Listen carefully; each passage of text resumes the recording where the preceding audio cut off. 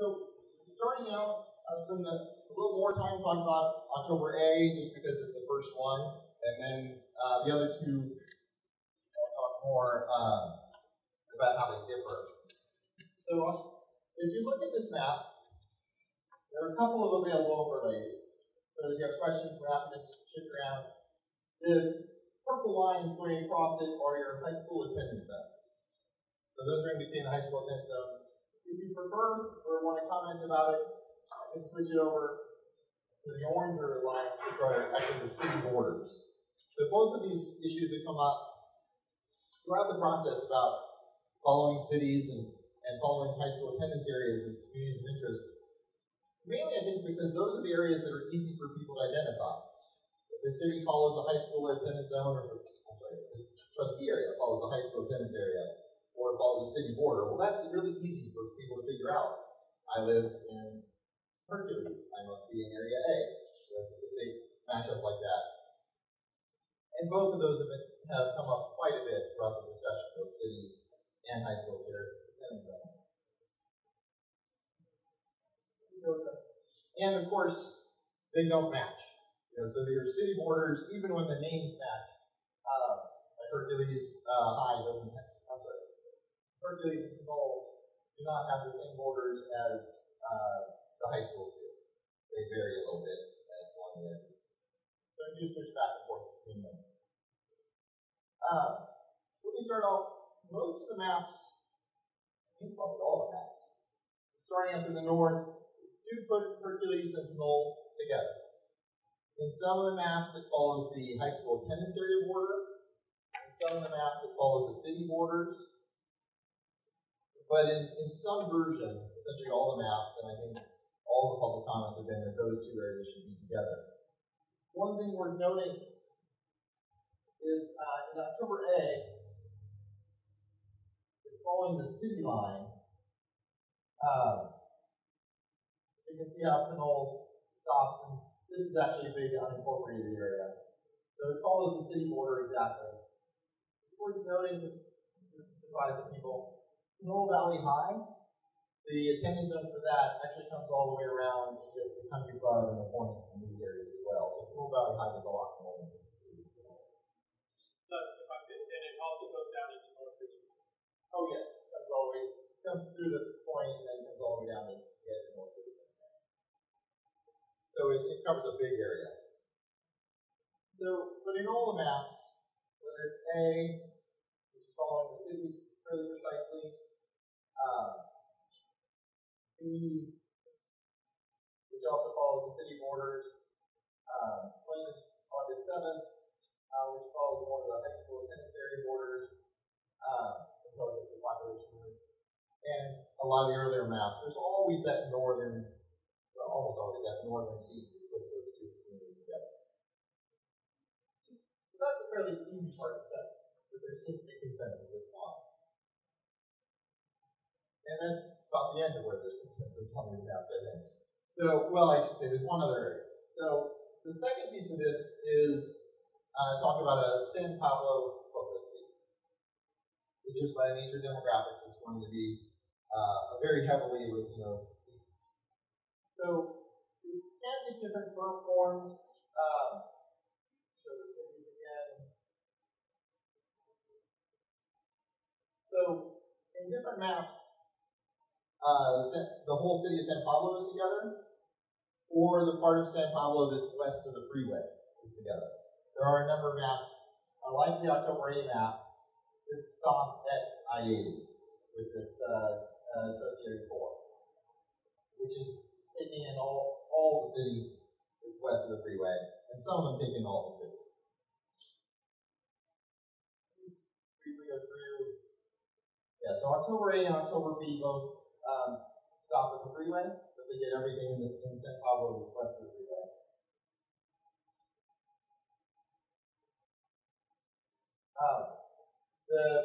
What we call plaintiff's August 7th map, actually, it doesn't even get all the city. It comes over to the freeway, yellow area here, but it also leaves out some parts of the city that are west of the freeway. And then there are various variations. There are some of the earlier maps that have the whole city in it. San Pablo. But in all cases, that tends to be a heavily Latino seat. The other piece that varies from map to map is whether North Richmond is with San Pablo in the maps. So you can see in the plaintiff's August 7th map, this area over here is North Richmond. It's getting kind of the mostly heavily populated part of North Richmond, but not all of it. The October B map does not pick up North Richmond in this Trustee form. And here's just October A. And there are a lot of maps within here that have different variations on this. But as was mentioned, all the districts have, or all the trustee areas have to have an equal number of people. And it's a very small margin of error we have in there. And so for each time you put something in, you have to take something out. And you can see in October A, we're getting this all the city of San Pablo is west of the freeway. Actually picking up this pocket that's unincorporated along Bollingwood. This is really between the city lines and Hilltop. So we're picking this area up. Yeah. What is the population based on? Based on voter registration data or census data? It's 20. When we talk about the total population in each district, that is the 2010 census count of human beings. So that's probably changed quite a bit. The Bay Area has changed quite a bit in that.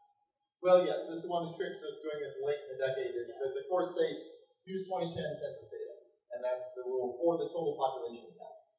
The ethnic makeup counts and the voter registration counts are more recent data. But yes, our total population count is the same. And these lines will be updated in 2021. So prior to the 2022 election, there will be updated lines using the 2020 elections. So we will get an update after the first election of these years. But back to this. So in October A, go north and pick up the unincorporated area. It's along the freeway and not the north side of San Pablo, and then come south. And getting really the Richmond neighborhoods that are just south of San Pablo. And a lot of this, in the other map, I can show you the elementary attendance zones if you're interested about those. But roughly these follow those elementary attendance zones and then some major roads. October B is very similar. A slight bit of difference in exactly where it makes the population balancing. But area 4 is pretty much the same in both maps.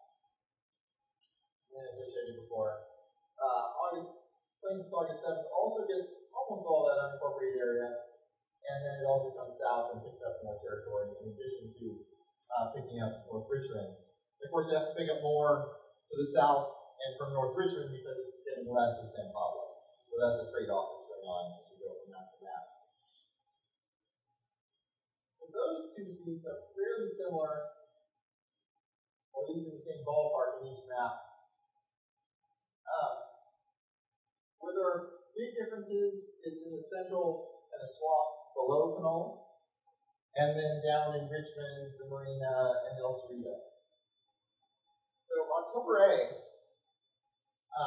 gets essentially what we traditionally refer to as South Richmond. It's the Iron Triangle in this area 5. It's Point Richmond. It gets North Richmond. And this is a heavily African American seat. You'll see in a lot of these maps, there's this odd way that area 5 comes down between the two freeways, essentially where the 580 and 80 come together. It looks a little funny, but it actually makes sense because freeways are huge community barriers, obviously. They're wide, they cut through areas, and they're hard for families to cross and things like that. So it is fairly common for maps to follow freeways. There is in each of the maps where this happens a little connection at the bottom. In all the maps where the Marina is with El Cerrito, there's a small land connection with each seat contiguous. But there's no population in that. So you get one makeup of 3 and 5 in October A, where you're getting really Iron Triangle, North Richmond, and South Richmond, and Point Richmond. In 5. And then in 3, you're getting the Marina, El Cerrito, and then so you have here, essentially to balance out the populations, we're getting a piece of the city of Richmond. It's actually a very diverse neighborhood, but it's contiguous to El Cerrito. It's on both sides of, that part of Richmond is on both sides of the freeway, and just made sense to put the area in that to balance the population for 5 in this case. Can you make it so that area, please? Yeah. So we're picking up. It's a little hard to read on this projector. This is getting East Richmond. It's hard to read these streets. But it's the area just below the city, and here is Mitchell Park. Oh yeah, I can go here. Mitchell Park, and if I go over to the other map,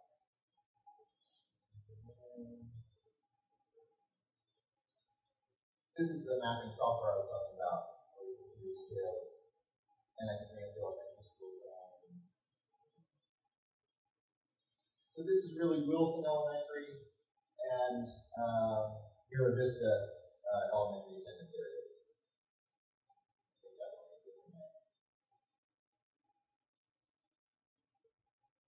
And when we get that interrelationship between 3 and 5, then El Cerrito,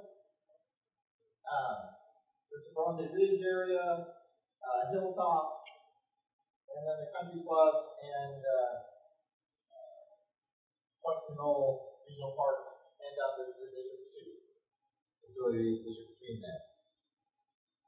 It's a mix of a whole bunch of different neighborhoods, obviously, but it's geographically compact, kind of that middle swath of the district.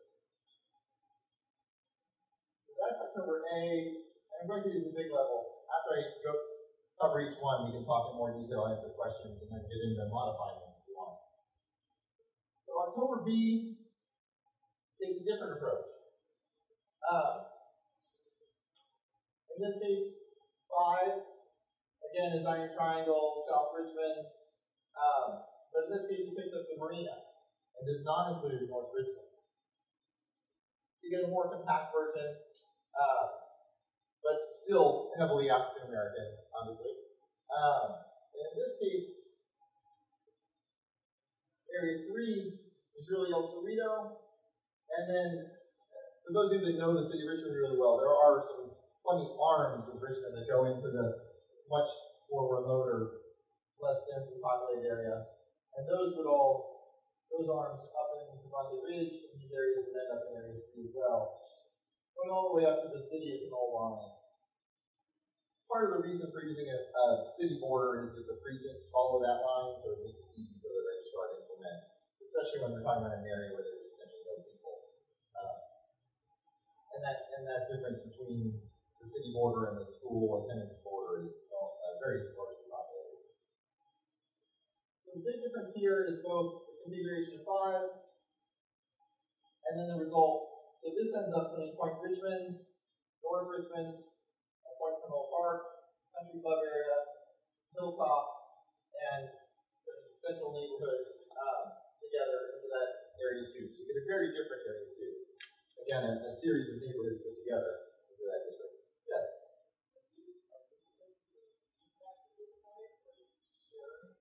So this is, I'm walking through them just to introduce them some stuff. Yes, yeah. Yeah, because only a couple people raise their hands saying they've had time to look at the maps beforehand and going through it, hopefully really quickly, interestingly. But yes, and then we'll get into discussion and feedback and on it. So that's those two. This is the other map that came from the plaintiff group. So in this case, as I mentioned, it has a northern seat, it has a part of San Pablo, part of North Richmond seat. It actually puts South Richmond, most of Iron Triangle, the rest of North Richmond, and then the Country Club and Pinole Point together. You'll see. And then it has El Cerrito together with the marina and Point Richmond in that seat. And then we end up with kind of a central district seat that's Hilltop, the parts of San Pablo that aren't in what they label the Latino seat, and then out to some of the less populated areas. And then the author's map here, so I'll let them comment. And then this big purple area, it's sparsely populated, but it has not yet been assigned to a seat.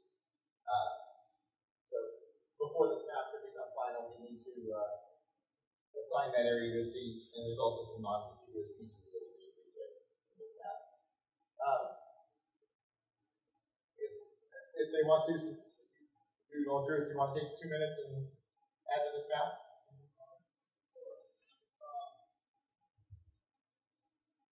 First of all, the purple area, no one uses it. Essentially, no one.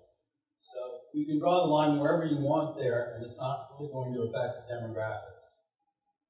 The key to this, however, is this central district that's marked Latino, and that is 50.3% Latino.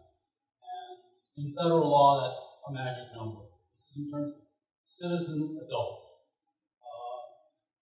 That it's important to preserve the integrity of that district. Now that consists of San Pablo, parts of downtown Richmond,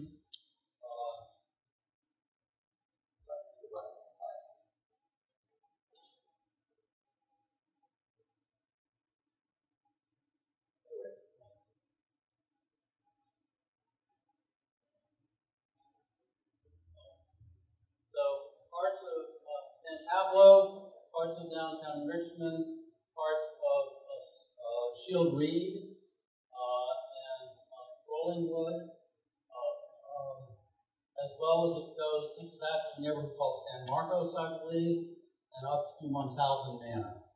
So these are fairly well-defined neighborhoods, and that leaves primarily the African American district, which is about 46 or 47% citizen adults. Here in the remainder of downtown Richmond, part of Shield Reed, and this is, of course, largely uninhabited here, sparsely inhabited. And the North District is kind of a consensus item.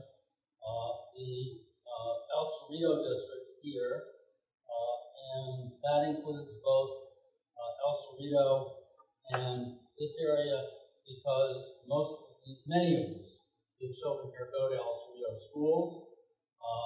You'll notice out here it isn't following school boundaries quite as well, because these are large areas with large census blocks, and we don't divide census blocks. Torment our registrar. So, but the intent was to try to follow, to give consideration to school district areas. Our interpretation of what the county board said was that they did not want to have this area, south of the freeway, to be combined with El Cerrito, because that was, El Cerrito had a member, and the intent was to give a voice to the African American community in downtown Richmond and its schools, and the Latino schools.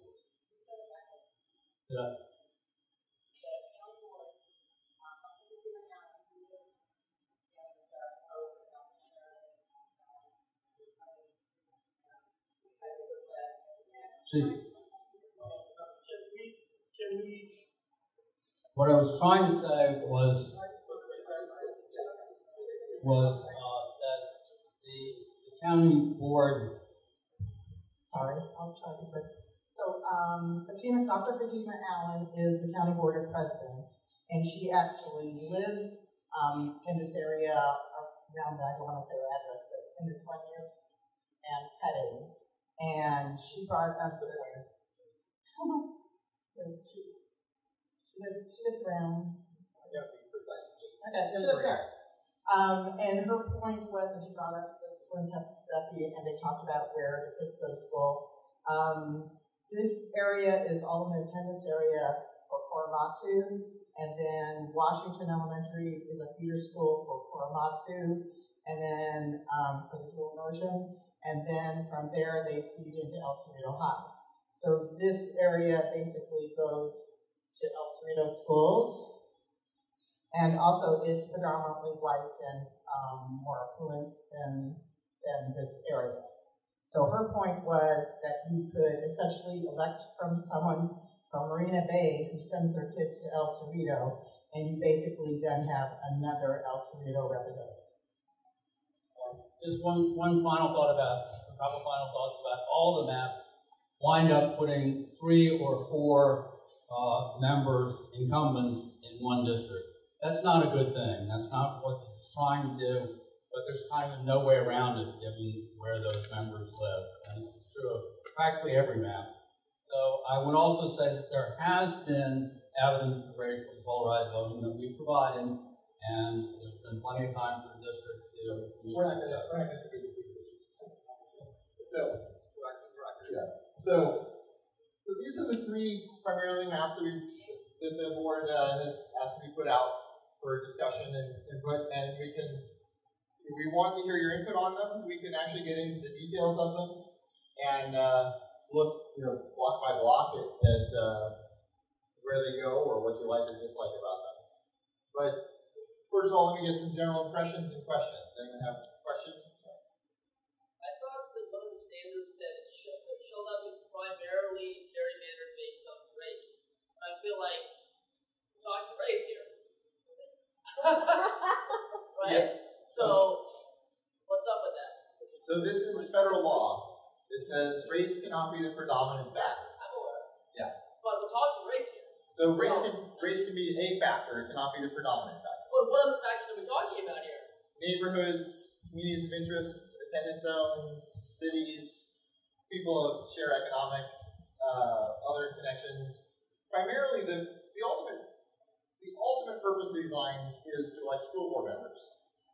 So what the real focus here or anywhere we're doing this work is, how do people organize in efforts to influence school district policy? So if you work together with your neighborhoods to influence policy, we want those neighbors to be in a trustee area with you. Unless you want to be divided. Some neighborhoods actually want to be divided because then they have 2 board members coming to them on election day and campaigning. So we do get areas that say divide us so we have 2 board members, not just 1. And one of the second pieces of this, and this is outside the context of this debate, but keep in mind this isn't the county supervisors. This isn't where the elected official runs their trustee area. It still takes 3 votes to pass anything to the board. So that's a big challenge, just saying, okay, we're going to have our local rep. How do we get 2 more votes for what's important to us? But yeah, so race is one of the factors, but really we're looking at what is your community and how do you make your community in a trustee area so it has a strong voice. But that question is very common and certainly comes up a lot because race is out there as far as the Federal Voting Rights Act modern electoral laws. So far, looking at both maps,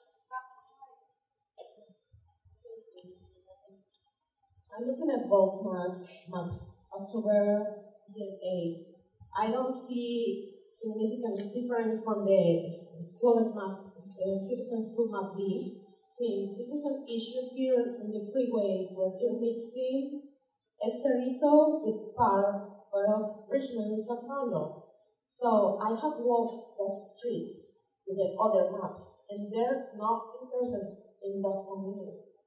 So when we talk about giving to minorities of color the right to choose a candidate, we are taking away power to that people to vote for somebody that they want, because you're mixing here a wealthy community with a non-wealthy community. That takes away a candidate in both cities, San Paulo and Richmond, to have a candidate to compete with someone wealthy. That's so unfair. So that is not looking for the interests of minorities, and that is the issue about going in this lawsuit. And the same thing is happening with the October B map. It's mixing part of South Richmond with El Cerrito. So is this one here? This is over. Yeah, that's a good corporate. Okay, and this area here, the 205. Okay. I see. Yeah, all right, looking at you on the screen, are you talking about this area in here? Or are you zooming in? Is that the area you're talking about? Yeah, so It's so similar to this, the market series too. right, so this is the challenge, is to put that area into area 4 or into area 5, something else has to come out. And the quick reaction would be, well, this area probably has more in relation to South Richmond than Point Richmond does, but Point Richmond's only a couple hundred people, whereas this is thousands of people. What is the need to mix those three cities together there? If you have additional freeway and I mean, what is the point, the need? What is your, I want to understand the point of view when you're mixing part of San Paulo and Richmond with Cerrito in that specific area. Yeah, so the reason that area is in there is the equal population requirement, which is an absolute requirement. It's a federal law that dominates everything else. And so the question is so to put this area into 4 or 5, we have to take out the same number of people that we're putting in. And there's a few thousand people in that area. And can I just point out that San Pablo is not part of that area. Correct. San Pablo is completely separated, but it does mix part of Richmond and part of with El Cerrito. You're right there, but it's not San Pablo. Yeah, you're right. So when we looked at various scenarios, a couple things came up, which is maybe in one scenario put this area with 4, take this area out, but then the area we're talking about here, the yellow, in this case, the yellow green, is a very diverse area, and this area is much more heavily Latino. And so when we swap those two, the numbers in the San Pablo seem to drop down below the 50% of the board, and others are shooting more.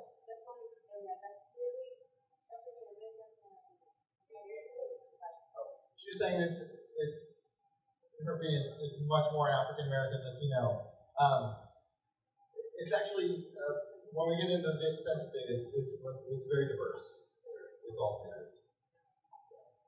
But that's the reason why is it probably you could make, as you said, there are some definite community ties with us, San Pablo and South Richmond there. The problem is that it would put either seat over population. So what if we don't know what else to take out?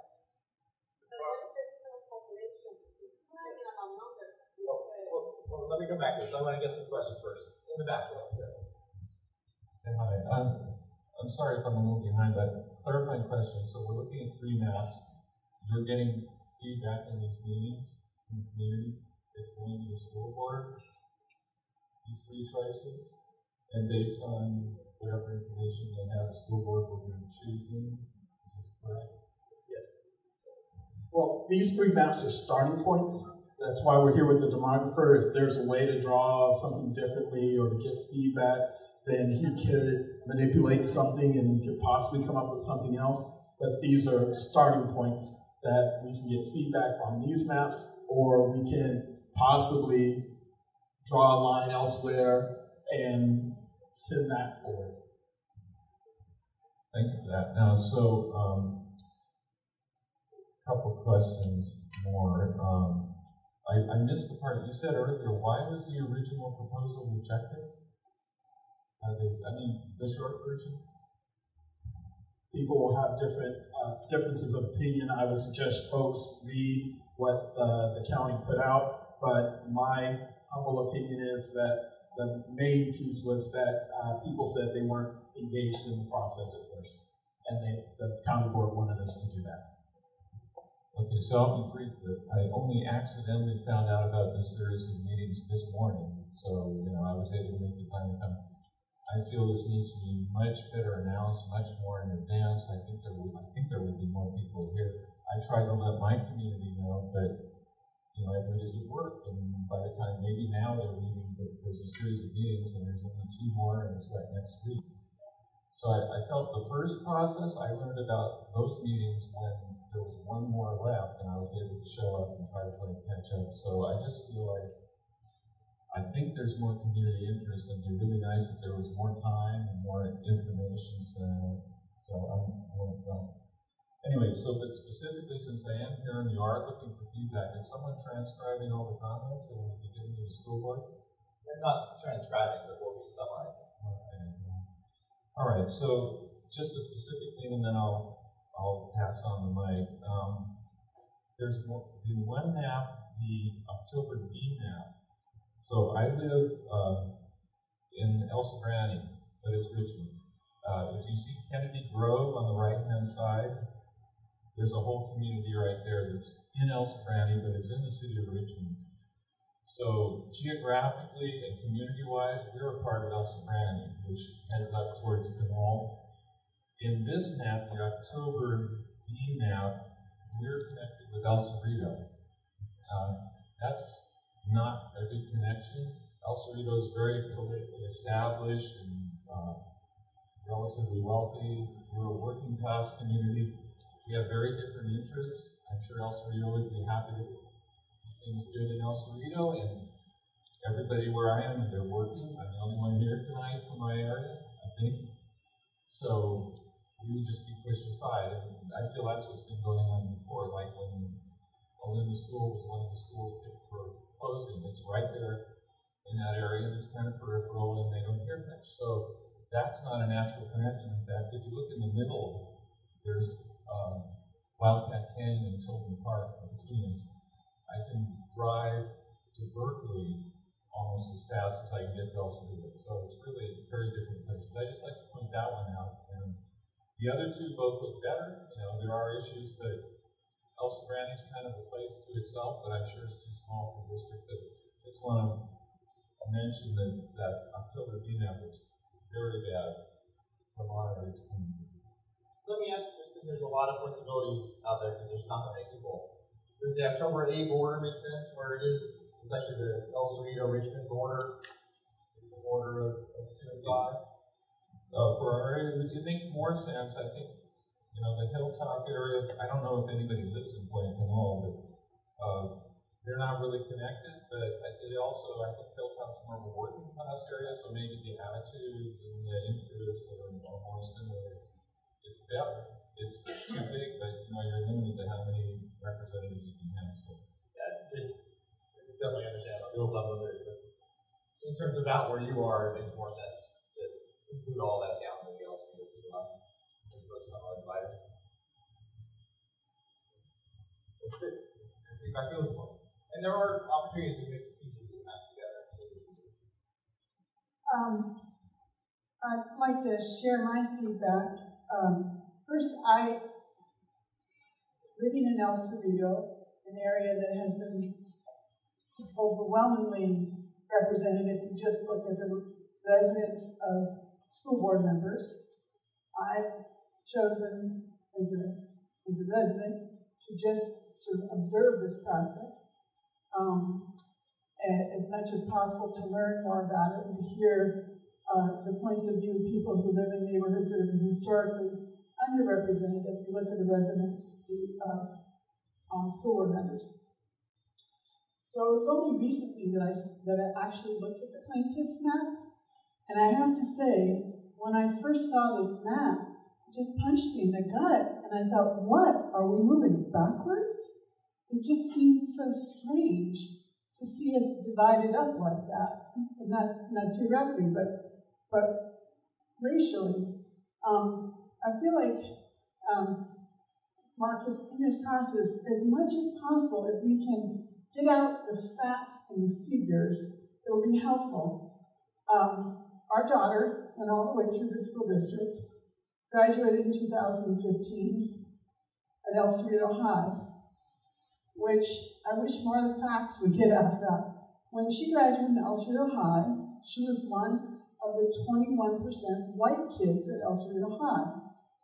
Okay? 1 in 5 kids there was white when she went there. So, and I think many people are sort of surprised when they hear the facts. They're like, wait, isn't that a white high school? So I think some current facts about, like right now, who knows, maybe it's more than 21% now. And I know at that time, 2015, 48% of the students who attended El Cerrito High lived in Richmond. And so it'd be interesting to see what that fact is now. So I hope we don't sort of conflate, these 50,000 people that we have to get 5 groups of 50,000 with the actual composition of our schools. Our schools are quite diverse, and that's one of their strengths, when we can get as diverse as possible.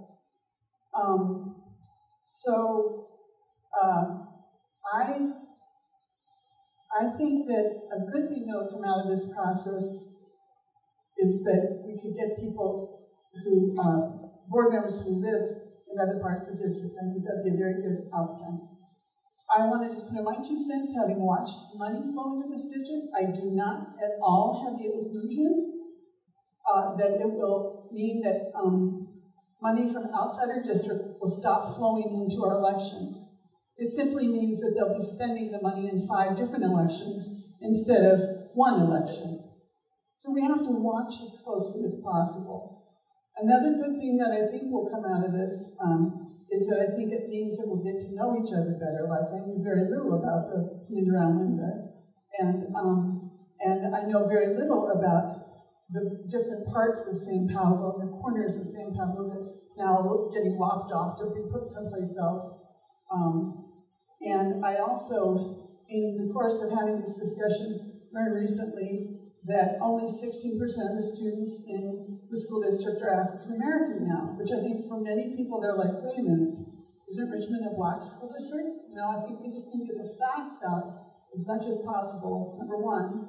And number 2, spend as much time as we can to get to know each other's neighborhoods and what you call communities of interest, because I think the more we know about each other and the more we recognize that getting to know people who are different from us is important and is what will make us a stronger community, because the whole school district is one community. Thank you. Anyone else have general impressions, or we'd love to hear your preferences from map to map as well?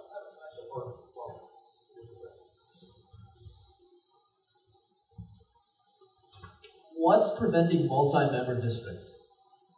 The California Voting Rights Act. It doesn't allow it. Well, it doesn't. If you go to district elections, you're in a safe harbor and you can't be sued. If you're in any alternative system, you can be sued. But I don't know if they multi-member districts. Yeah, no, they have to be single-member districts in the law. Yeah. I want to clarify a couple of the comments. A lot of people are conflating, I think, the school district, the boundaries of schools with the voting right trustees. They're very, very different issues. And I have a map here that overlays the program improvement schools, and you can see the areas that have the highest lower income minorities have all the program improvement schools. So if everyone wants a copy, I have that. And part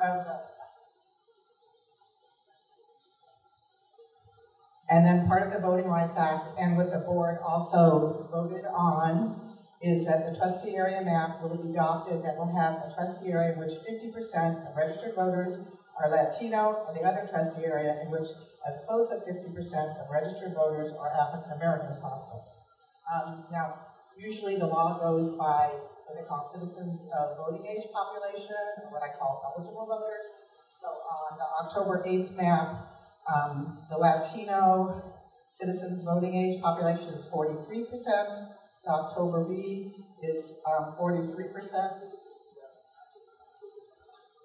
I just want to point it out because this is part of the law, and this is, and the plaintiff's map is 52%.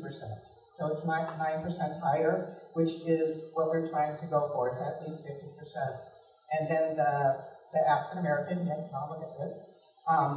October 8 is 44%, October B is 41, and the plaintiff's map is 46%. So that's part of the law. And all of those numbers are in the backs of each of your maps. If you flip them over, all the demographics are there. So anyone, given the discussion we had so far, have a preference for one map over another, or parts of one map that you like or dislike? Similar to the comments in the back about the rural areas. Could Could you go over again the philosophy between school attendance boundaries? Obviously, people relate to the schools their children go to. And I noticed that my school, in all three of these maps, my neighborhood is separated from its middle and high schools. In my neighborhood, and all three of the maps were separated from the middle and high schools. Could you go into the philosophy behind this and what is the importance of school attendance boundaries? So the one thing to emphasize, because this comes up a lot with schools, is that the trustee area, however the trustee area lines are drawn, will have no impact on where students are assigned. So there's no ripple from this vote into the actual school attendance zones. So what we use school attendance for in this context is simply that is a commonly understood community border. So people tend to feel like this is our school attendance zone, these are the folks I work with, because they're the ones that care about my school the most, things like that. And they're the ones who have kids in the school. That makes a lot of sense. So that's a common definition of community of interest that's used and that we try to keep together. Now, community of interest is not the primary requirement. The primary requirement is equal population, and then followed by compliance with the Federal Voting Rights Act. And so we do have balancing things, and it's not possible to follow the school attendance zones precisely. And so sometimes it does end up being divided. Where do you live? What part of the map are you in? Out in the rural area? We're right in here. It's not rural. Sorry, yeah. So East Richmond, these maps are a good example. One of the challenges of this process is the middle. The middle of every map often gets divided up. And it's simply because of where it is, the equal population requirement is so strict. So unless you have a central seat and then kind of a donut around it, there's going to be lines. So that's why East Richmond in particular is so hard to keep together in that is because we have all these different factors coming into play with St. Paulo, South Richmond, Hercules, Pinole, and then it all pushes together in that area. And then this question is, how do we move it?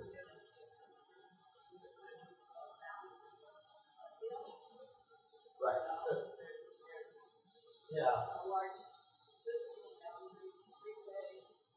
So, Mr. Johnson, can you actually repeat the question so I can will. hear it? Good point. So she's saying each Richmond there is a clear community of interest because it's bordered by a hill and things like that. So A keeps the city of Richmond portion of East Richmond together, but you're right, it doesn't keep it together with the unincorporated part of East Richmond. Actually, the city border is the defining line there. Let me just clarify, when you say East Richmond, you're talking about both sides of the city line, right? Okay. When you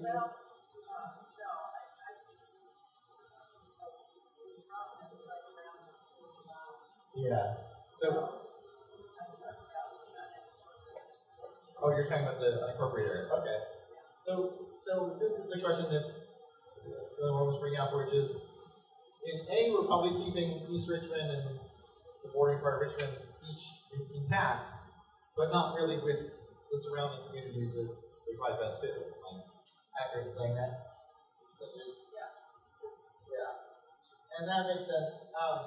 And that is a challenge of that central area is how do we, for anywhere we move them, and those are both densely populated areas with lots of people, how do we move them to where you think they should be without throwing the population numbers off?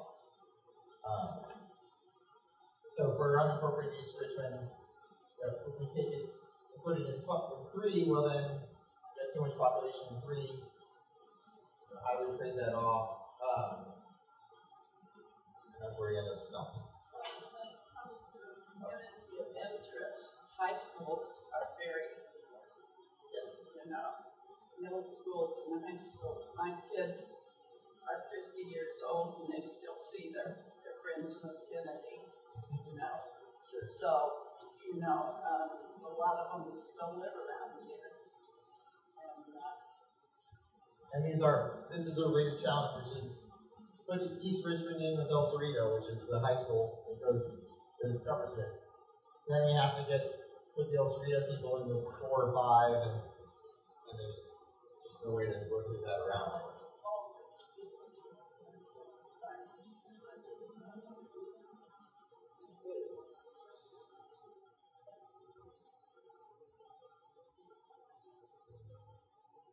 Yeah.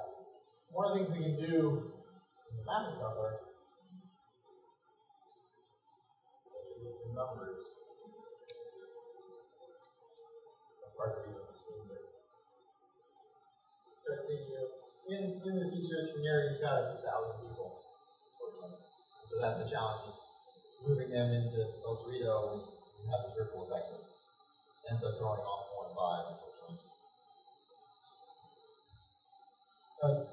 Can I ask, and hopefully this isn't too much of a trouble, if we were to switch out that part of East Richmond and put that into the El Cerrito, and then take the part that I'm sorry, I'm blanking on the name. Our earlier speaker wanted to keep the parts of Richmond that are west of. Are those populations anywhere similar? I believe that it's more densely populated west of the freeway now.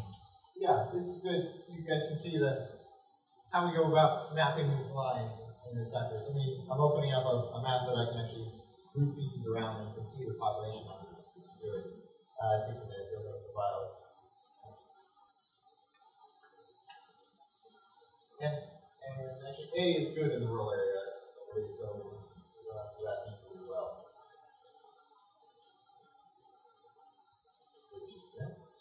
The Wi-Fi is coming. This is actually this is just the desktop software. So the handy piece. So what we're talking about is East Richmond is here, and we want to put it in with El Cerrito.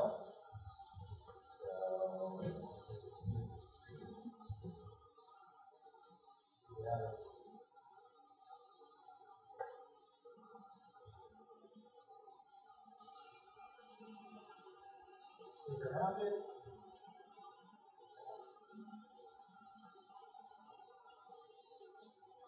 And it picks the area. You can see the count here. There's 3,282 people in there. So to make this work, we'll then have to transfer a similar number out. And this is where the second piece comes in, where we could put it into 4 or 5. 5 is actually currently short by 1,000, which is in that range that we're allowed. So put it in 5 just because there's a lot less impact there.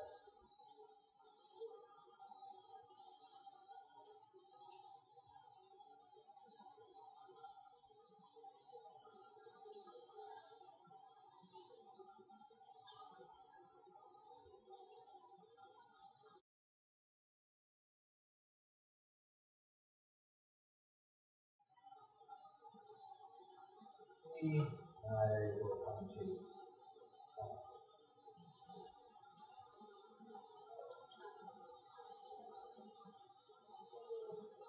So take the pieces in.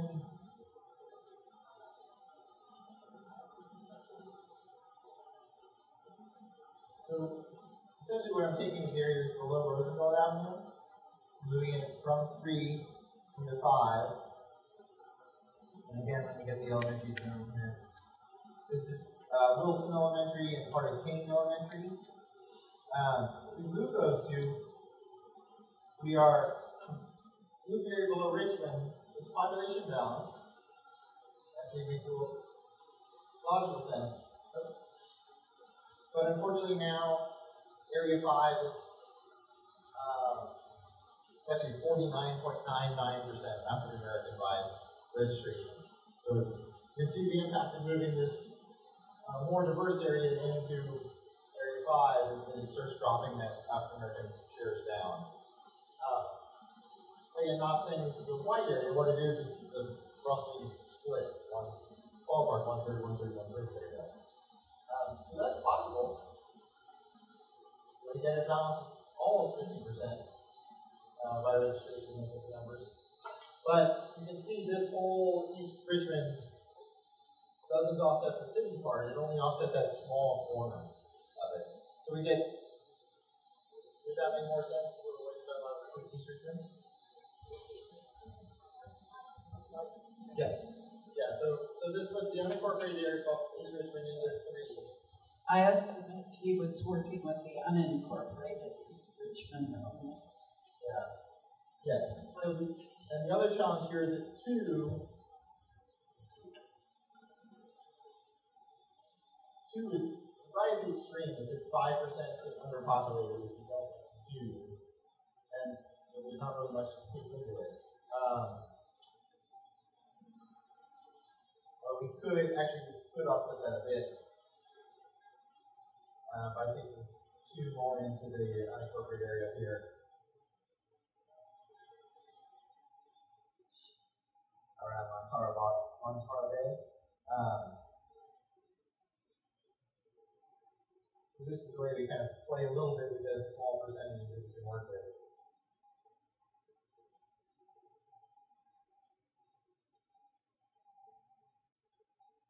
And that's what we get us. There, John, you can see these funny shapes popping up. These are the census blocks that we can't divide the time earlier. But so East Richmond, we can actually, in the A map, we modify that. We remove East Richmond in with El Cerrito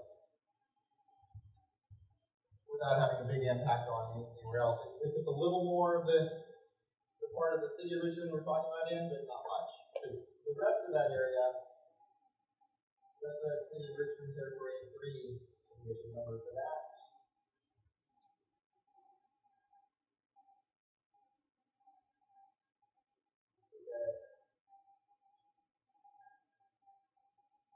Actually, even if we just hit the area west of the freeway, that is fine.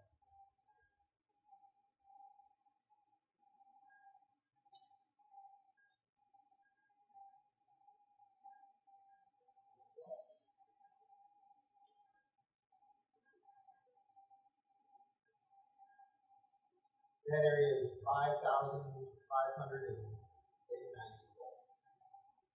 So that's. Can you repeat the number? Oh, 5,569 people. So that's more than 10%. It's about 12% of the whole district. That's a lot of people to try to balance. So if we move that, then we have the challenge of saying, okay, somewhere in 4 or 5, we have to take out 5,500 people. And that's what the trade-off's now. Given that this area is, in terms of registration, 33% Latino and about 16% African American. When we're looking at citizen voting age population data, it's 41% white, 16% African American, and 21.5% Latino.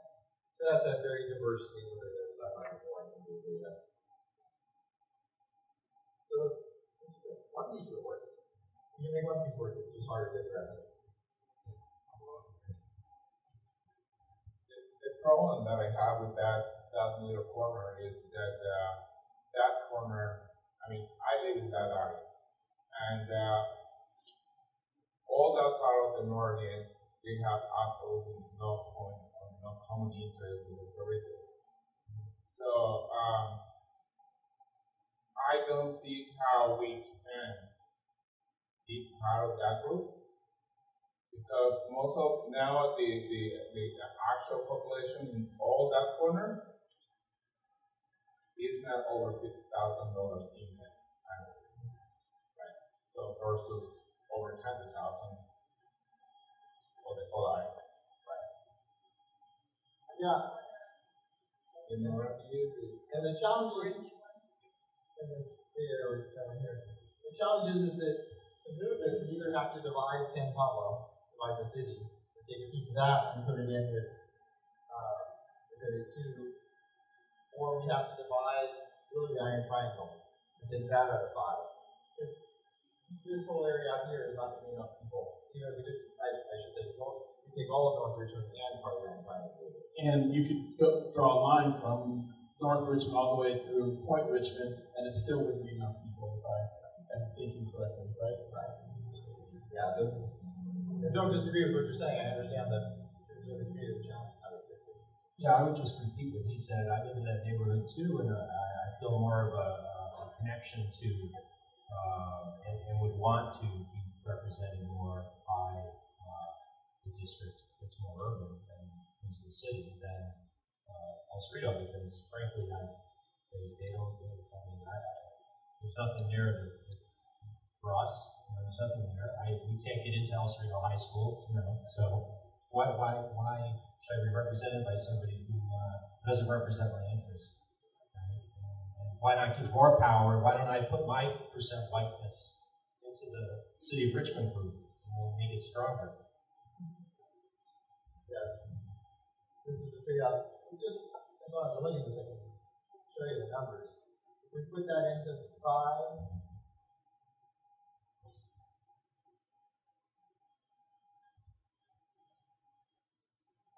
so we move that area into 5, essentially using west of the freeway.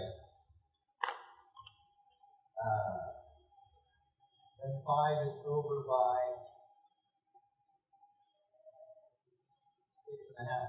6,300 and some, or 13.5%. So we have to take out of there.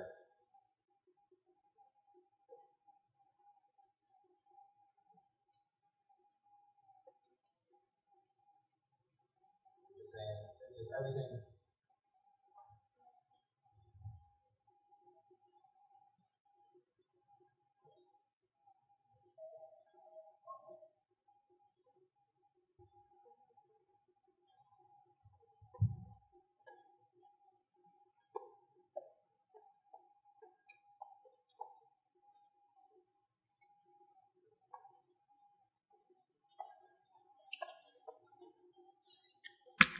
So that's actually too many, so we end up with figuring out we're missing a lot.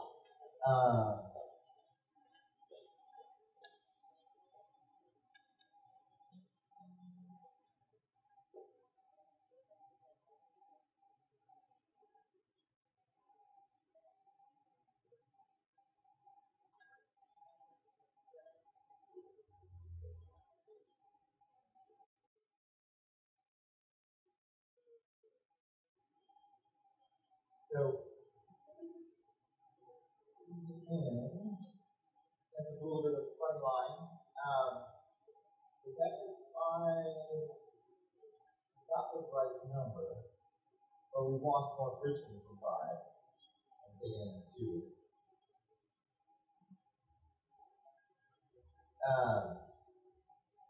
And then 2 is over by 6,000. So 3 then has to pick up.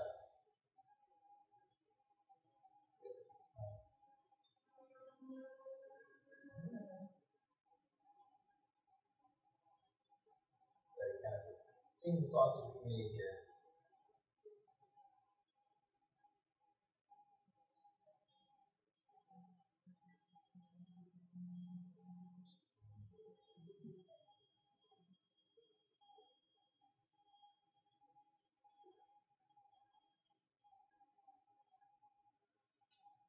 I'm going to circle back around.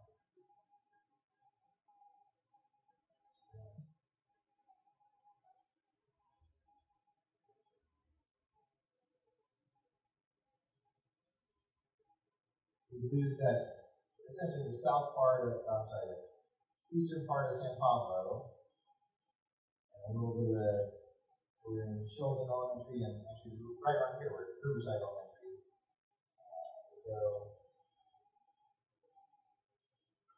in the El Cerrito.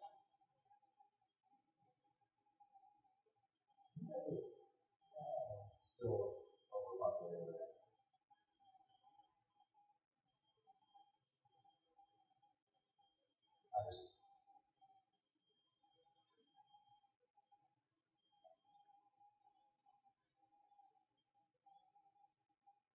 Essentially, we pick up Sheldon Elementary, Roosevelt Elementary,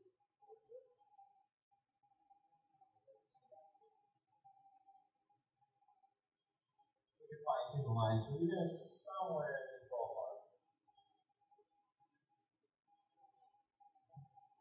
I can fine tune the jigs and jags on the end of that. I'm sorry, I still weren't catching the minus below that. Oh, you were talking about here? Yeah, that yellow part, right in your, right, Yes. right above Solano there. Where the mouse is now? Just above it, right? Oh, across the freeway. No, it's So, here. right here. Oh, there's Yeah, that. yeah. So if that's the city of Richmond, and we can't go to El Segundo High School, should we be in more? No. We're not going to this little block. This little block right here, right? We're not zoned for El Segundo High School, but we're stuck basically because we're not being represented by, right, where we should, right? Because we're not allowed to go to that high school, go to Kennedy, right? So we shouldn't we not be with this group, or is that not a consideration in this? Is it purely just having a good racial balance? And to me, it just doesn't make sense to be sort of represented by something that you're not connected to, right? Right. So it's shown here now that area 22 is in 5. Let's see what happens if it's in 4. He was talking about you're in, what is that? Solano. Oh, yeah. You're actually thinking of Riverside. Riverside. Yeah, so that little notch you're talking about, the Riverside elementary piece, is about 500 feet old. So Wilson is here. This is the edge of Wilson. It runs down. Oh, that's San Pablo Avenue. Yeah. Okay. So we can move. I see. Yeah, I know, it's hard to see on the screen. Yeah, I'm talking about the city. Yeah, that's the Oh, yeah, so that's, yeah, I see. That's actually so, yeah, that could be, it ends up a little bit funky on the V2 border, but, we can get there.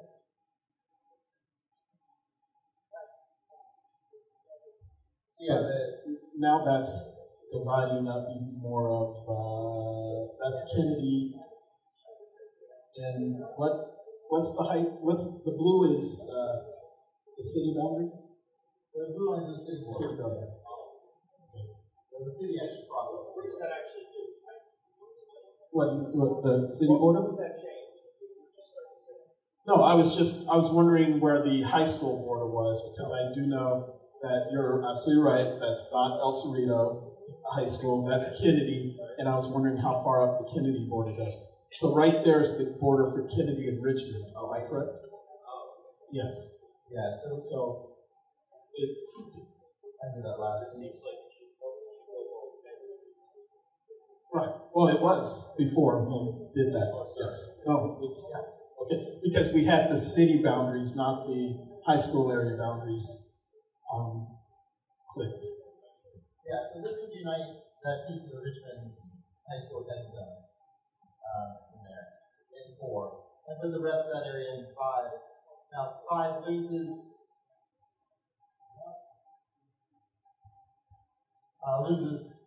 much of North Richmond and Point Richmond. But it does make more sense. And what I was talking about earlier, about the middle of the map swinging around. So now that we have the middle kind of making more community sense from the input we're getting tonight. The flip side of that is we have area 2 coming around from essentially the normal valley, the normal city border, all the way around to Point Richmond.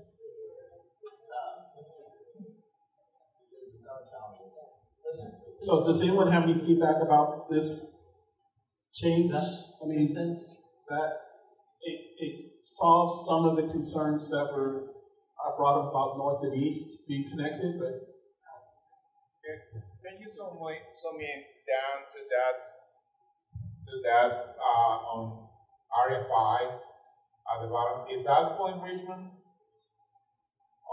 No, I'm sorry. Is that one? Yeah, that's Point Richmond. Well, then we have a problem with that because that is connected with North Richmond, which is absolutely no point of interest. Well, this is the challenge. That's actually gentrification. Right. So this is the challenge is that really we can get North Richmond into 5, or we can get the neighborhood we were just talking about into 5. The question now is, what do we take out of 5 at this point? If we stay like that, we will be actually in violation. Well, but this is if we stay like that, we will be in violation of the California Waters Right Act. Well, no, don't worry about the legal side. We'll take care of that. But and that's why we have this problem. That's why well, here's the right challenge. maps. Here's the challenge. Districting, unfortunately, districting is a zero-sum game in terms of population numbers. Every person you move has to be offset with people the other way. So, yes, socioeconomically, North Richmond makes more sense at 4 or 5. But here's the question for you. We can't just move it because that's a violation of federal law. There's too many people. So what do we trade it for?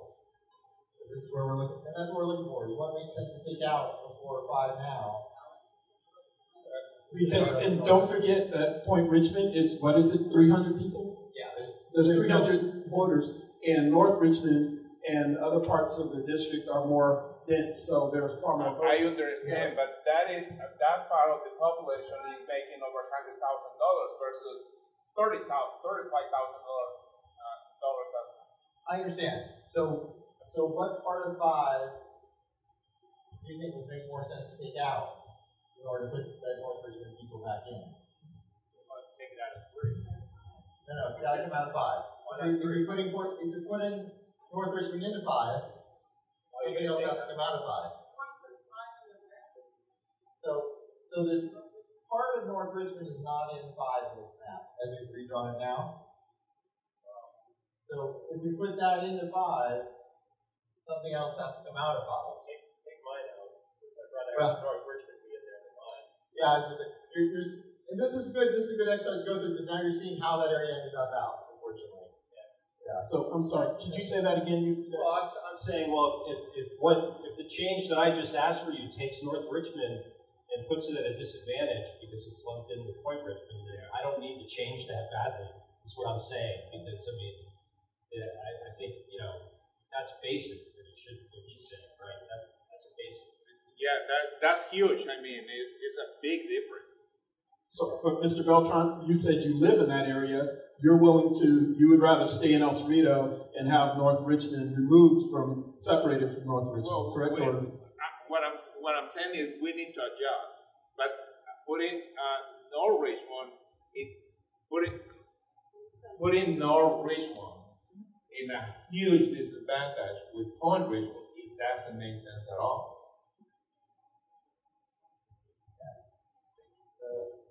If instead of using the freeway over here, we use San Pablo Boulevard. And we see how that trade-off works here.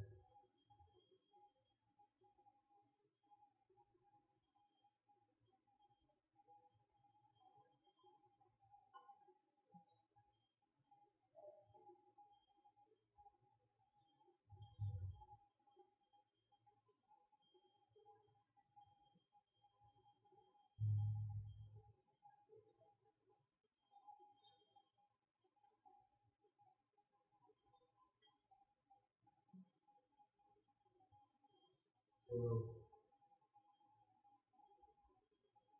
yeah, if instead,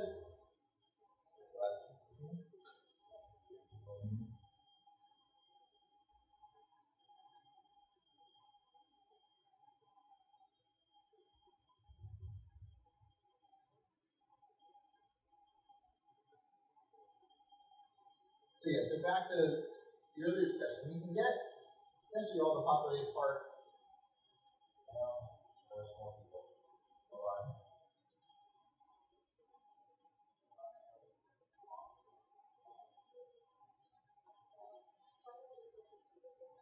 So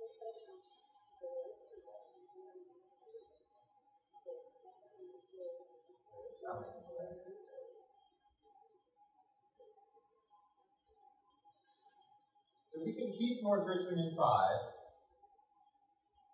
At least there's a little the area out here has no people in it. The trade-off is, population-wise, lets us make this better than it was in the original October A, but we can't get quite all the way to the freeway. Instead, we get everything to San Pablo Avenue. Does that make sense? Does that seem like an improvement over the original? Okay, can I ask a slightly different question? Or it's related. I mean, where is area or district or area 2 now? Is it still wrapping around the whole of Richmond? Yes. Right. So, I mean, I understand you're trying to solve a problem in the middle, but now we're being represented by someone who could be from Point Richmond, and I'm out of Kennedy Grove. And now we've got a park and a city and all of downtown Richmond between us and part of our district, and I'm going to bet you whoever represents us will come from Point Richmond. Well, so that's just geographically, community, everything. That area 2 now makes no sense. Yeah, we could move, actually. It's not just like I don't like Point Richmond, I like Point Richmond, but all that west side of the city is completely separate. You know, so going back to the original maps you started with, the ones that kind of have us connected to a nearby area like Hilltop, that makes sense, but if you start wrapping around the edges of the whole city and through whole different areas, you know, to me that just, no one can represent all those interests. It's very separate areas. Well, that makes sense. And just looking at, if we put Point Richmond in the El Cerrito seat, the 3, actually,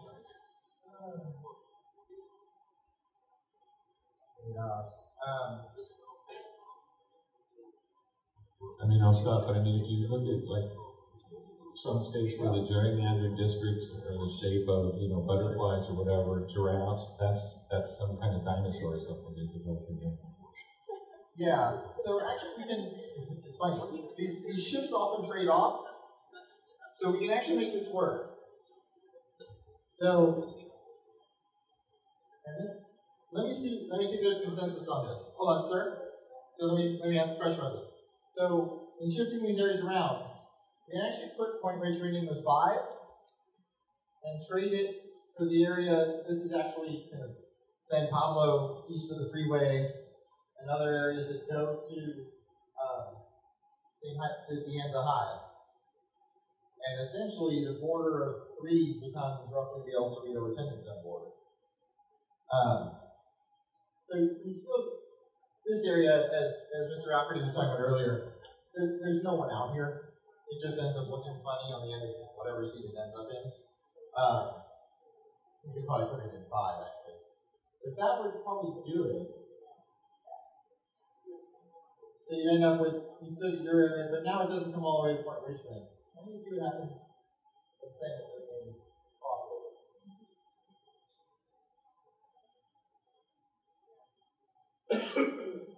And there's some rough edges I need to clean up, obviously. Yeah, so this whole area, North Richmond, west of North Richmond, all that is 38 people. Oh, wow. What do you think of that? Did you hear that? What do you think of this map? Mr. Rafferty, if I could allow him. Yeah, let's see, focus up here. I'm sorry. Oh boy, this is funny. Yeah. So now we got 5. I mean, I see it shrunk down. I mean, I guess what you're saying is the far west area, nobody lives there. That's like Point Pinole, and but it what's the old? Point Miladi. Well, in a few years that's going to be actually okay. So, I mean, I don't know. Yeah, I mean, just to me, they're more restricted to an actual community.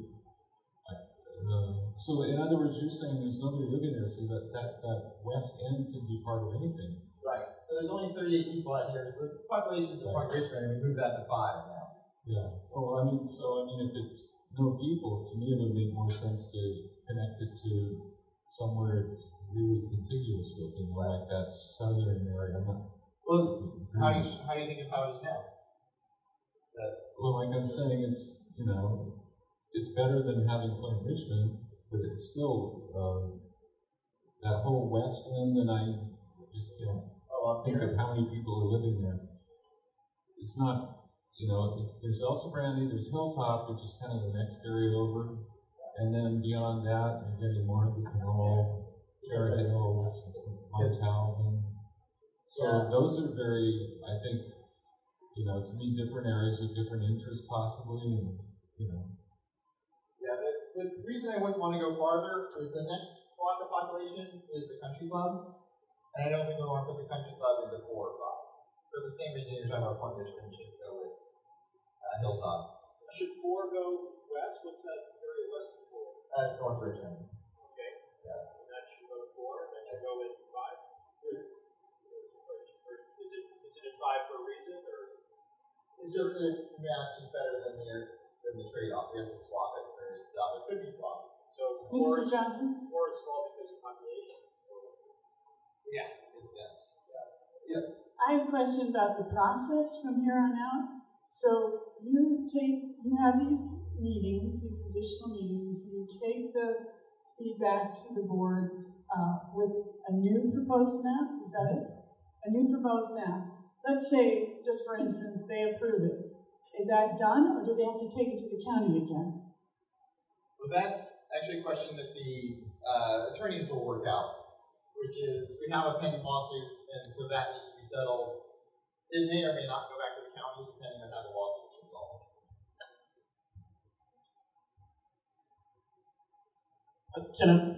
Can I just also point out that the way the map is drawn now, putting Point Richmond with the marina and connected to El Cerrito, there were also some concerns expressed about doing that because, including from Dr. Allen at that meeting, so there were concerns about that configuration as well, based on a number of different things. So I don't know. Okay, so what we're looking for is but this is the group that we should be paying attention to. I want to make a comment on the process as well. So November 14th is apparently when they're going to be voting on this. As far as I'm concerned, that's a lame duck meeting. There's school board members who are on the ballot right now. They might not be on the school board in January, and I'm not sure if they should be approving this. So I just want people to be aware of that early. And that's our current scheduling. It could change. I'll also just mention that the Bayside Council PTA is sponsoring a candidates forum tonight. So there are lots of candidates and people interested in candidates who are there, and so we're. Just a question for you. Yes. You said that what was the concern of Dr. Allen? I should not speak for Dr. Allen, and I wish I could take that back, but it's now on camera. There were concerns that were made about putting Point Richmond, the marina, connected to El Cerrito. Those were concerns that were made about doing that as well. I think you are misunderstanding that. Because it was about the school I've been in all attendance those meetings, yes. And she was not addressing that part. No, she was concerned, she brought up Superintendent Duffy, yes. Duffy twice to the podium and asked specifically for those.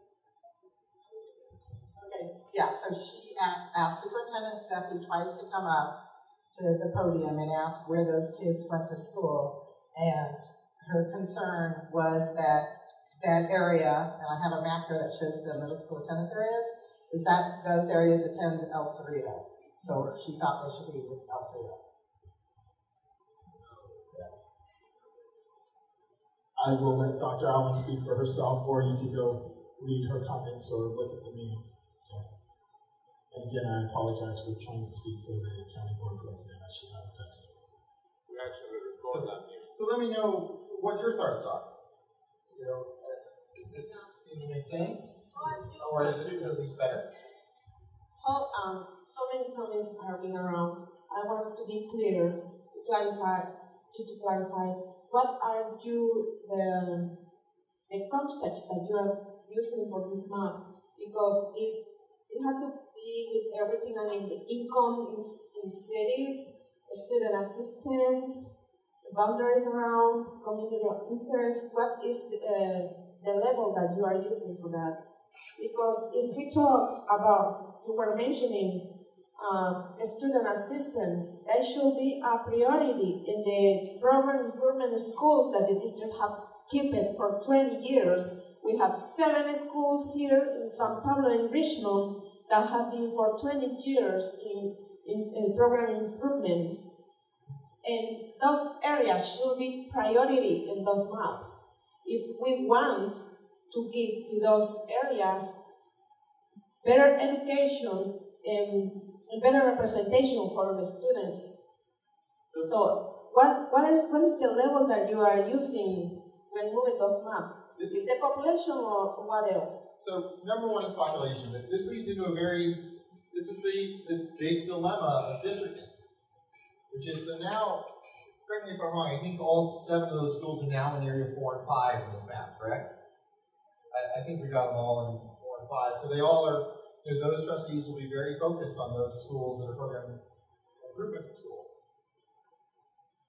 But that means only 2 trustees are very focused on the program improvement schools, and 3 aren't.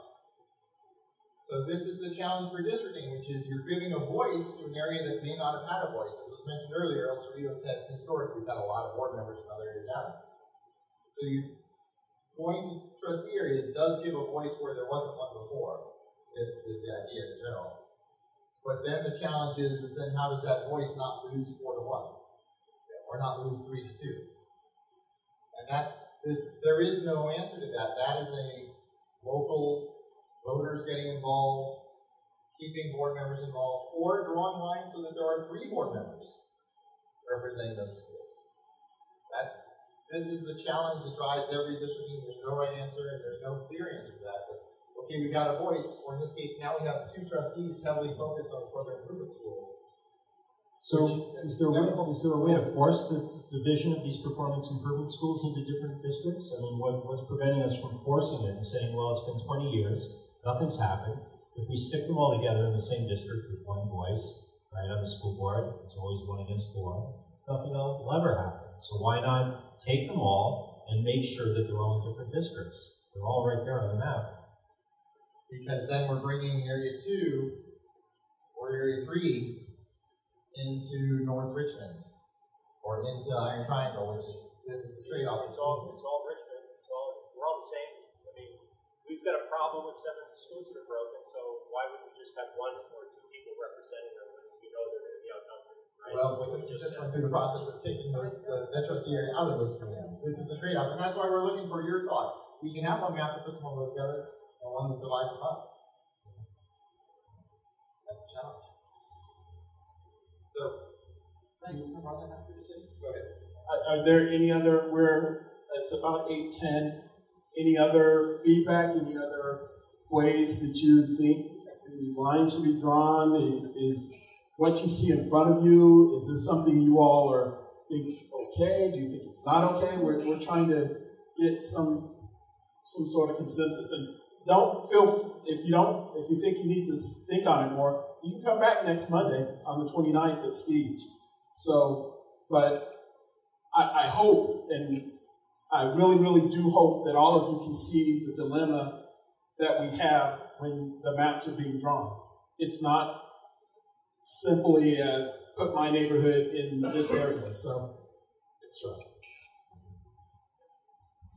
Every other jurisdiction I have been in has had more effective public input, greater notice. They've had a wiki where it's not like you send comments and they're known to the school district, but not to anybody else. There's been a free exchange of ideas among the community. And I've never had a school district representative not only represent what the president of the county committee has said, but actually completely represent the opposite of what she intended. And I'm very troubled by this process. I think we focus on creating a strong Latino district. We want to talk about your maps, but your maps don't comply with the majority minority requirement for a Latino district. So we ought to be talking about the plaintiff's map. And it seems to address most of the comments that we have here from people who are not Latino. Because we did think about giving the program improvement schools the two representatives, one in the Latino neighborhood, one in the black neighborhood, and also distinguishing the El Cerrante community, which has program improvement schools, from the El Cerrito, which is very, very different. And I think we did the best job of all of these maps, and I wish we were enabling people to comment on those. People can comment on those. So, did you bring that map up? Yeah, I can bring up the. There we go. It seems like that you're playing around with these maps, but the thing that holds back a lot of this is District 1, right? Because that's the thing that's set. But if you start playing around with that, then you can start playing around with everything else, and the people in Hercules and Panola might want stuff a certain way, but there's other people in this district, right? So that seems like it's I think that we should be able to play. We haven't played with that at all tonight. So I think in the next one we should at least play with it, because I think the northern part, like the northern part of Panola, is a different demographic socioeconomically than the southern part. So, if I may, then we start splitting up cities. Currently, in all of the maps, all the cities except for Richmond are together. So, if we want to start splitting up cities, that's a conversation we can have. I just need to call Panola and I'll help Hercules City Councils and let them know so they can come to these meetings. The reasons we held the meetings.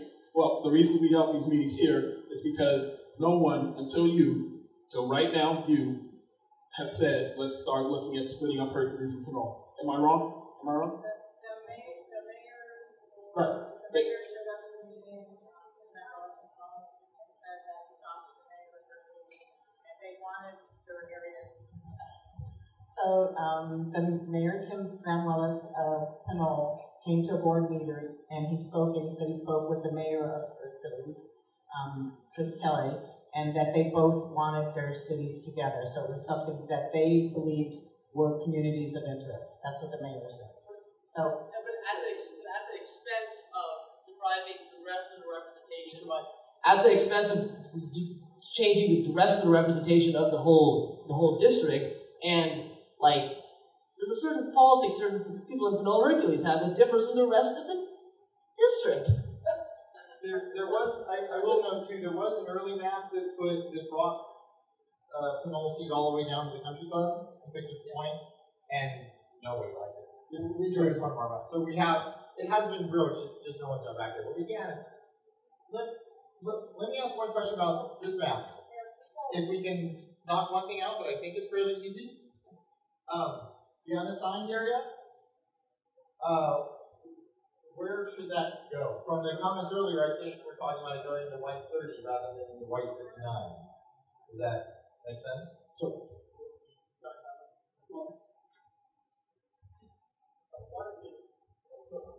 one of the reasons, just technical reasons about our maps is compactness.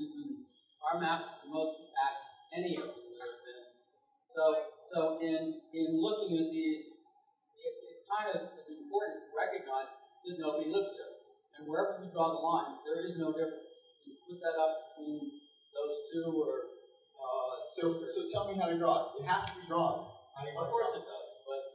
so let's do it. Okay, that area? When you add the unassigned area, we estimate there's 0 to 8 people there. Can you just add it to the El Cerrante area? Sure. And then now it's assigned. Yeah. And I think that goes along with what we were saying earlier. Yeah. Okay, so apparently we're back. messing with the map. I was just going to make a general comment. I think kind of other people sort of said this.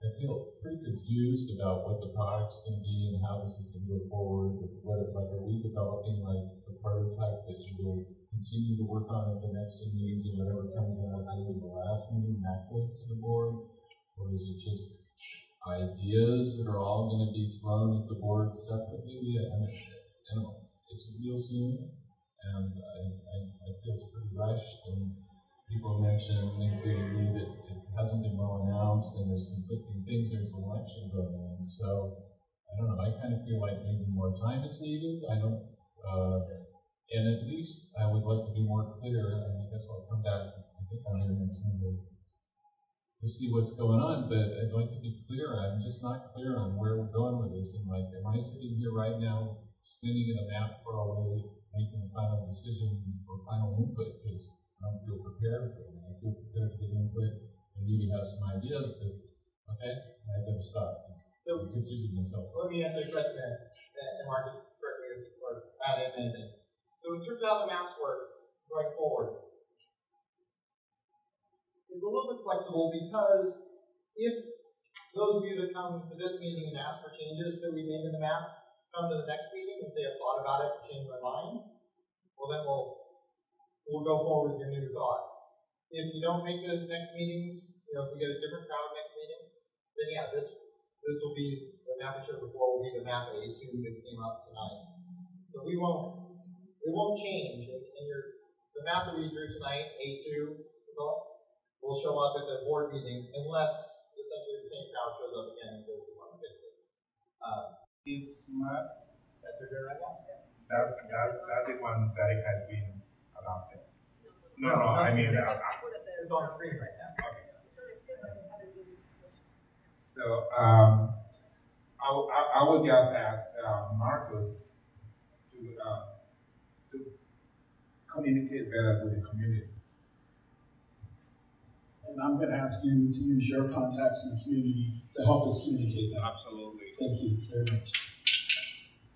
I have a change to the plaintiff's map. At the county meeting, do you want to use the pointer to point, or yeah, should I show you? Use that pointer.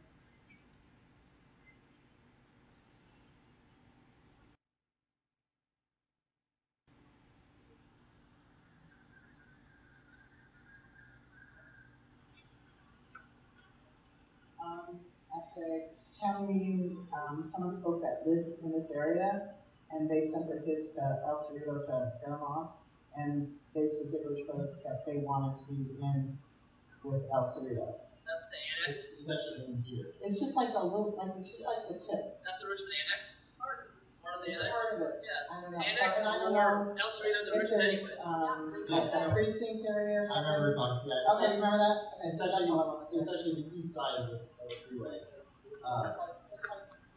Right in here. And it is with El Cerrito. City line zigzags a lot. This is 0.5. This is not this part of Yeah, no. In the map that she was talking about, the pink district stuff across that I-80. Okay. Oh, okay. That's what I'm talking about. That's the area that I remember the ones.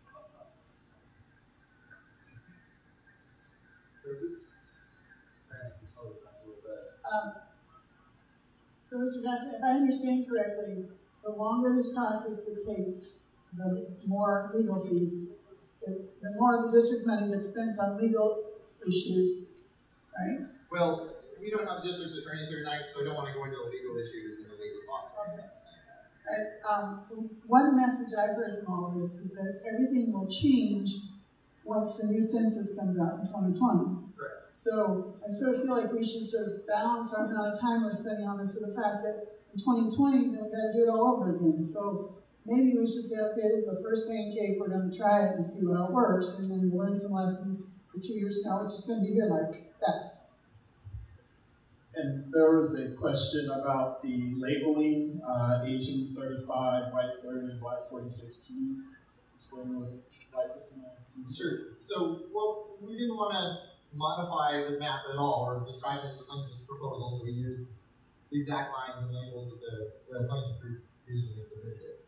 So that's where those are those percentages of those. Is it Asian 35 there in Lower Hercules? 35% Asian citizen adults. It's a citizen voting age population percentages. Voting age population. Okay.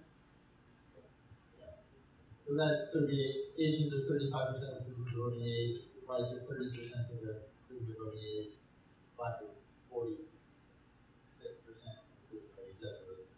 Yes. Okay. So that's what this is. Are there other questions? Are there other comments? Other scenarios folks would like to see here on this map? And if it might, one of the things that happens is, as this is good, we've gone through the process, you see kind of the quick and dirty and grabbing areas. One of the questions with this map is here. If you don't feel like answering, you don't feel pressure to, but there are certain sections where there are like blocks, black group 46 comes below 580 here. I don't know if that was intentional or if that's just the quick process of drawing this. The software, we have our own software, but to try to eliminate some static, we use your software, even though we don't have access to the data at the block level there, and the software is very, very hard to manipulate at that level. This particular version was made available to the public. So no, that just the cleanest we could get it. We'll try to clean that up. Yeah. Feel free to adjust it, right? Yeah. Because there's another way to adjust it. Well, the idea is that the blocks above the freeway and the blocks below the freeway, for the reasons you've said, it really is a social boundary, the freeway.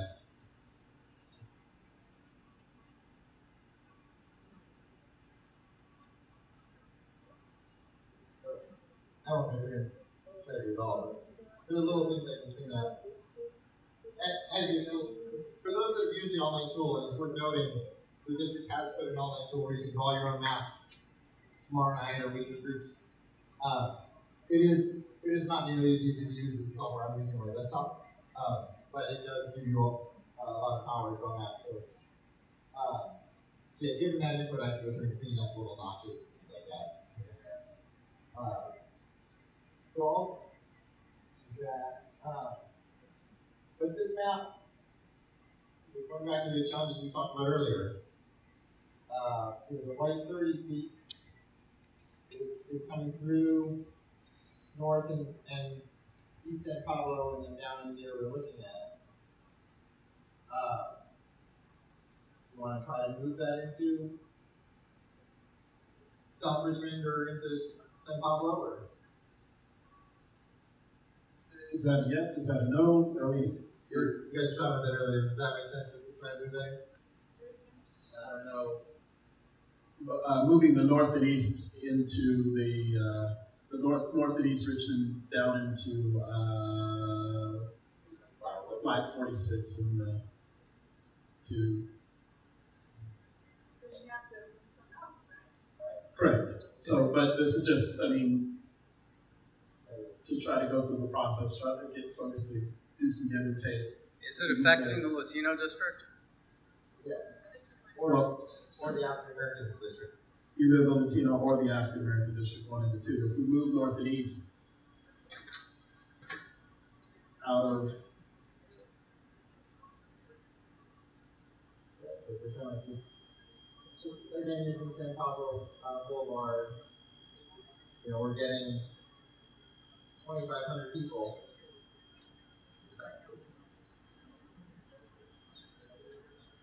Right, those are coming in as before. Would it make more sense to put that area in San Pablo, into the San Pablo seat or into the South Richmond seat?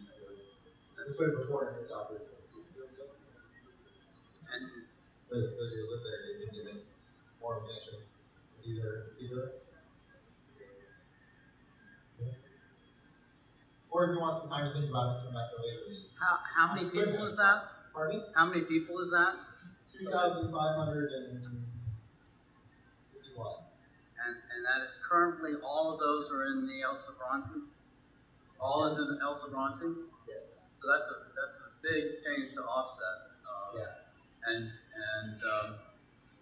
as long as it doesn't affect the casino district and doesn't too much affect the black district, the casino district's a little more sensitive.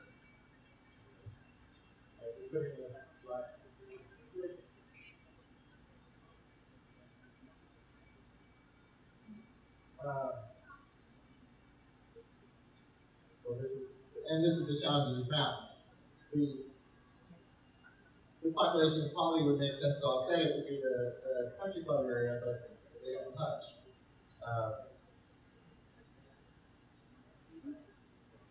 So that's the challenge we have. Well,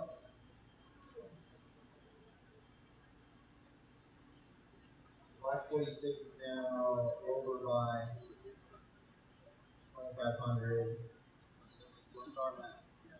Well, actually, from after there, we could put it into the Asian 35, put the country club in Asian 35.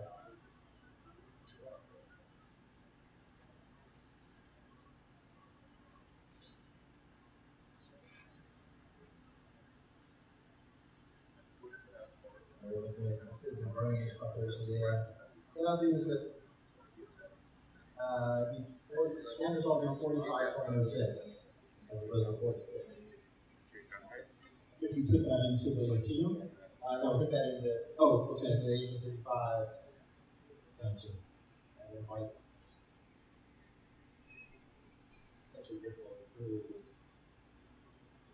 And when you get a chance, one second.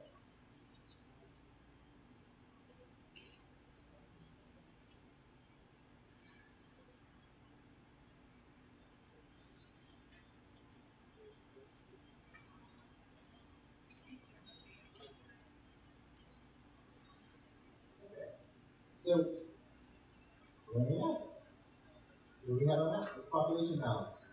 So, again, without touching, so we didn't make any touches to the Latino district here. So now, we picked up that area west of San Pablo Boulevard into the South Richmond seat. And then South Richmond gave up the country club. So what is the percentage of African American voter, citizen voting age population in Black 46? Black 46, 45.06. So it's 1% difference. And it's a 1% decrease, and obviously this is survey data, so this is plus or minus. The other thing to go back to what we talked about is obviously putting in a very diverse neighborhood. It's relatively economically similar to South Richmond, and we're taking out the country club. So we're taking out a wealthy, overwhelmingly Asian American neighborhood. We're putting that in with basic goal. And then to finish the trade-off, the Serrano sees is picking up part of this unincorporated area here. It's not for them.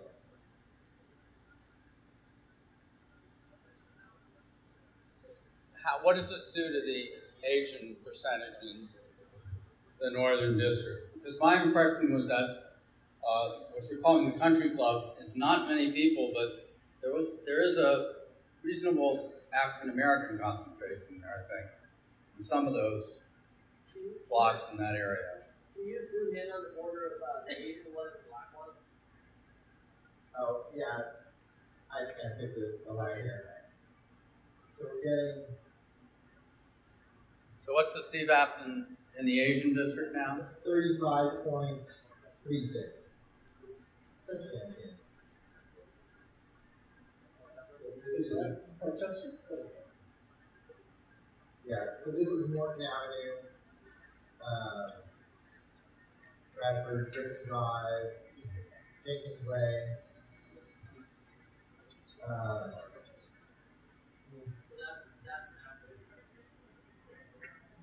On the west side of the railroad tracks there, is more African American. Okay, well, I can switch that back. Yeah, too much.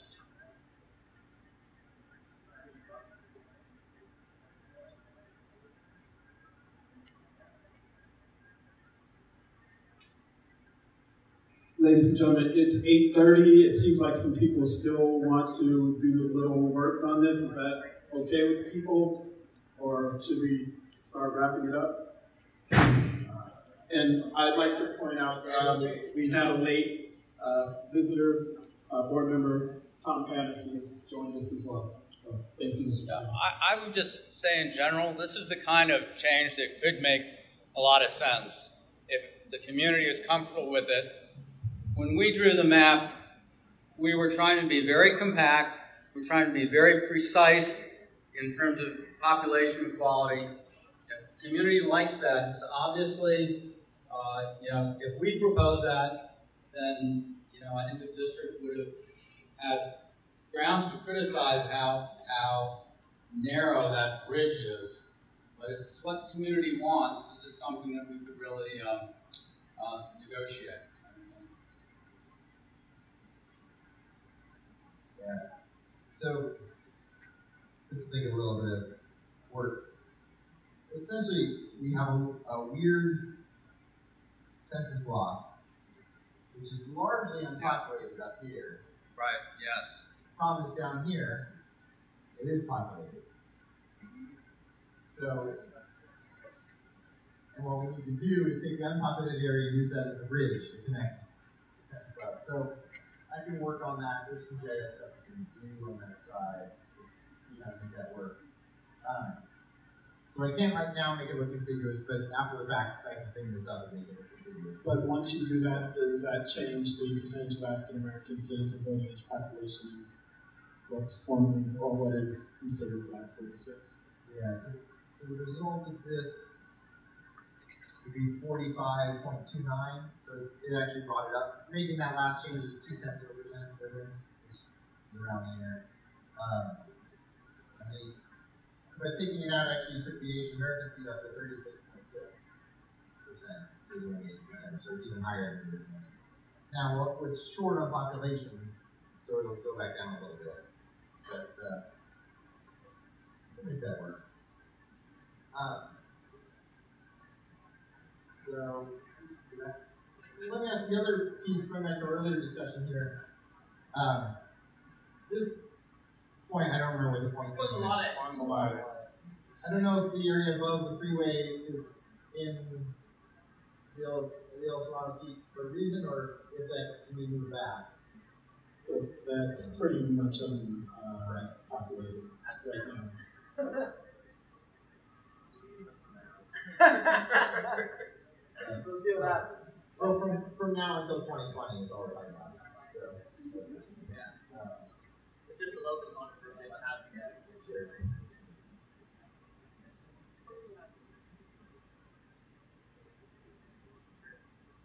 Oh no, there's some people out there somewhere. They're probably on this side. Or Porsche.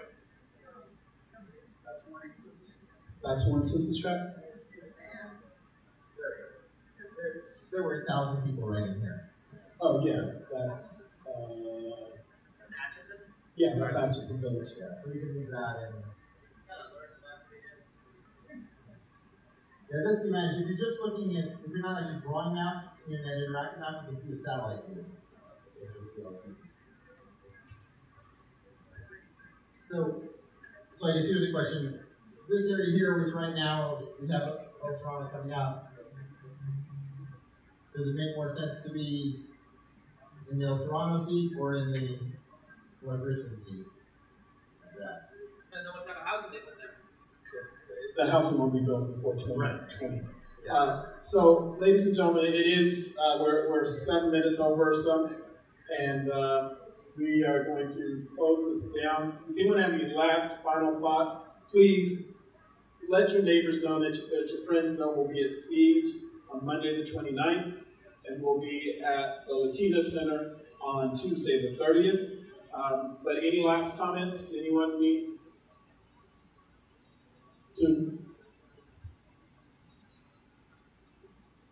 What efforts is the school district putting into getting parents, PTAs to come to these and be informed about these as students? Just want to know what been happening. Did you say students? No, what's been happening to that with publicized to parents and to students about this? So every single parent of the school district has received 2 phone calls about this meeting specifically. There's been a large social media push multiple times a week. There has also been outreach to PTAs, there's been outreach to the NAACP, there's been outreach to each of the city councils. There's been publications. Each school site was supposed to. I've not audited the school sites to put the information out that way as well. So every single parent. Oh, and the each of the city, well, the municipal advisory committees in East Richmond Heights, El Savante, and North Richmond, the City Council of San Pablo, Hercules, El Cerrito, thank you. Richmond was supposed to be MoMA, it's not going to happen, unfortunately. But the City of Richmond council people and key city staff have the information. The Richmond Neighborhood Coordinating Councils have this information. So there's been a lot. If you have other ideas and suggestions, please let me know. Also, those of you who are connected to your communities, we are asking you, again, one of the things that everyone said at the board meeting, we'll be glad to spread the word. So we're asking you to do that, is to help us spread the word. And just to close on that, we've done this 300 times, 300 jurisdictions. Universally, what works is person to person.